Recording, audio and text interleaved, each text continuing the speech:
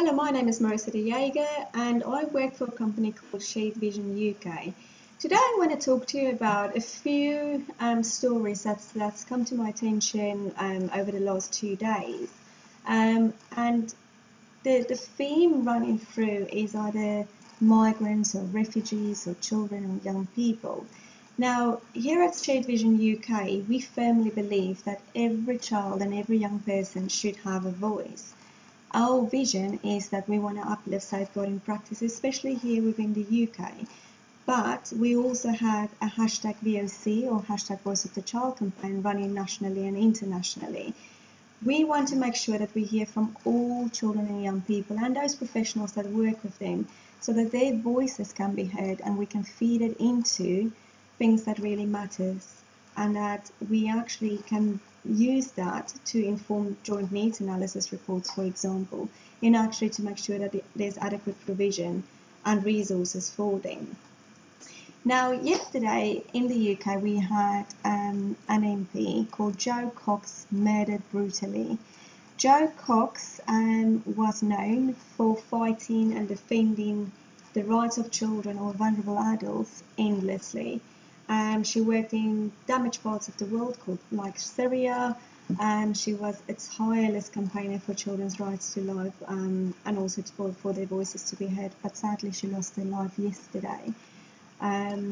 We've also seen today via BBC report that MSF, the boats basically bringing over migrants or helping out, the EU have declined funding because of a disagreement, but also because they are saying that they don't agree with the migration policy any longer. So what's happening is that most of the migrants known and have been spoken to have said that they actually will return back to Syria, and actually the danger that they fled from, because they don't know where they will end up, so it's better the devil you know, so to speak. Very, very sad. I've then seen yesterday something that I particularly feel passionate about, and that is a report from UNICEF. Now, UNICEF have done a survey, and that survey or research have been done in Dunkirk as well as the Calais jungle, as it's known. And what they found was quite shocking and quite disturbing.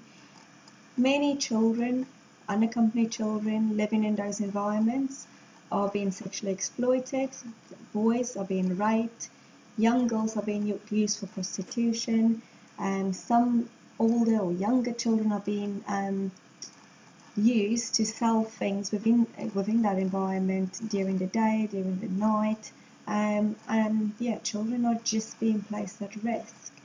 Now, what UNICEF in particular reported, and based on findings for the UK and what matters within the UK at the moment, is that 157 odd children, give or take, are waiting for a decision from the UK government. They are waiting to get to their families. They know where their families are, and they know they have a safe bed, and that they hopefully will not be at risk within that environment that they're going to. But they're being left in the environment that actually is causing them trauma emotionally. Now, my question is this.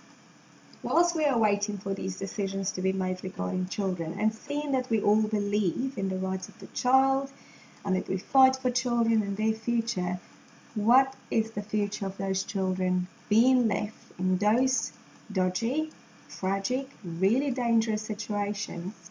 Because I can't see that actually can be cost effective. If those children actually come to the UK, they will need support. They will need a lot of input in order to get over the trauma that they've just experienced, not only in Syria and the journey they've made in order to get to point A, but when they arrive at point B, they will be traumatized. So at what cost? So my call is this. I want the government to make a decision. I would like to fight for the rights of those children within those camps and say, come on, government, we all want to make sure that these children are protected. We all want to make sure that they are supported and that they are safe. That's the main reason. Have they not been through hell and back already? Have they not suffered enough? We must act. We must do it now. We know if we intervene early down the line, these children might have a positive future.